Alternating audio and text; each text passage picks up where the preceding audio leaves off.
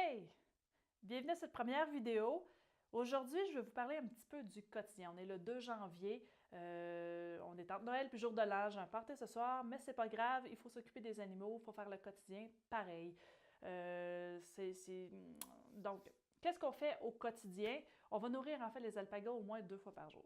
Donc, on pourrait le faire juste une fois par jour. On a décidé de le faire 2 fois pour les quantités, pour que les animaux, s'il y en a un qui est plus ou moins intéressé par la moulée le matin, bien, qu'il puisse au moins se rattraper le soir là, pour pas qu'il manque toute sa journée. Donc, on va les nourrir 2 fois par jour. On va leur donner le foin, on va leur donner de la moulée, on va leur donner des minéraux. Et le fait de les faire 2 fois par jour aussi, ça a l'avantage que ça nous permet aussi de voir s'il y en a un qui va moins bien en fin de journée. On va le voir comparativement si on donne juste la nourriture le matin, on le verra peut-être pas. Donc, ça nous permet de voir l'état de nos animaux, là, comment ils vont. Ensuite, il y a aussi de nettoyer les abris parce que veut pas, même si l'alpaga va faire des litières communes, il n'est pas propre à 100%, loin en fait, de ce qu'on peut comprendre quand on parle de litières communes. Souvent, en plus, l'hiver, ils vont avoir moins tendance à sortir à l'extérieur, donc ils vont faire plus de dégâts à l'intérieur. Donc, il faut nettoyer là, au moins 2 fois par jour, surtout à la quantité d'animaux. Dépendant de la quantité d'animaux, là, ça peut varier énormément. Donc, on ramasse au moins ici 2 fois par jour. Puis ça, c'est été comme hiver. Donc, en ce moment, l'urine est gelée. Donc, on ramasse de la slush à l'urine. C'est très agréable.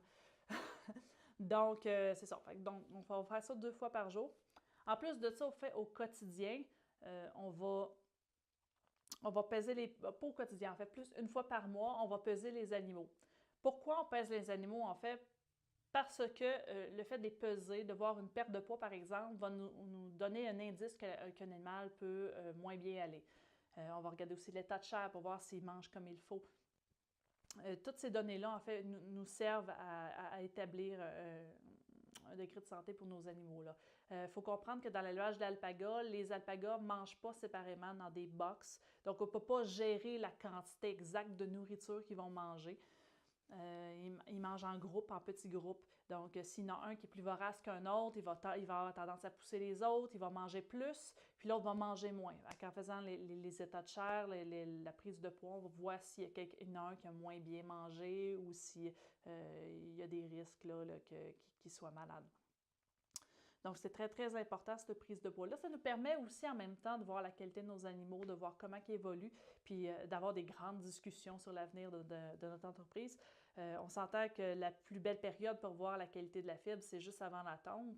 Le problème, c'est qu'à la tonte, on est très, très occupé. On n'a pas le temps de discuter vraiment des animaux quand on regarde la fibre. Donc, on va en profiter là, souvent, là, même les mois, là, dès que ça commence à pousser ou les mois précédant la tonte, là, de regarder la fibre de tous nos animaux un petit peu partout, faire un screening pour voir comment ça s'enligne.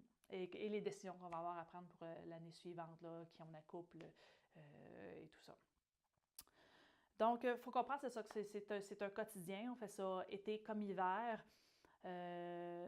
C'est sûr qu'on pourrait toujours se faire remplacer, mais c'est très, très difficile en agriculture de trouver quelqu'un pour nous remplacer comme ça à la ferme.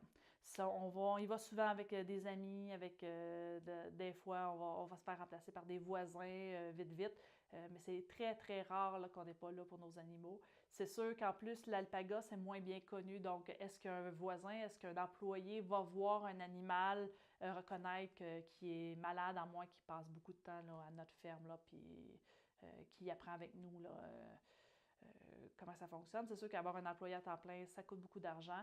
On n'est pas nécessairement des grosses fermes, on est vraiment une petite ferme familiale. Donc, on n'a pas nécessairement les moyens non plus d'avoir un employé là, à temps plein avec nous.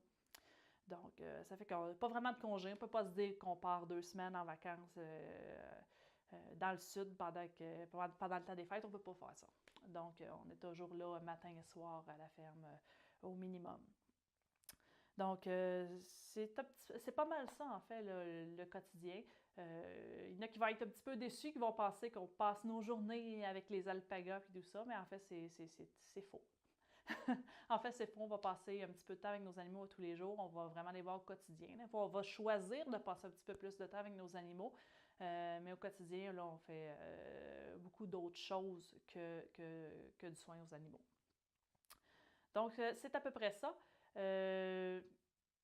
Pour la deuxième capsule pour la semaine prochaine, probablement que je vais être dans la paperasse parce que janvier, c'est un petit peu moins achalandé. Donc, j'en profite pour faire ma paperasse avant le mois de mars, avant d'avoir les impôts qui s'en viennent.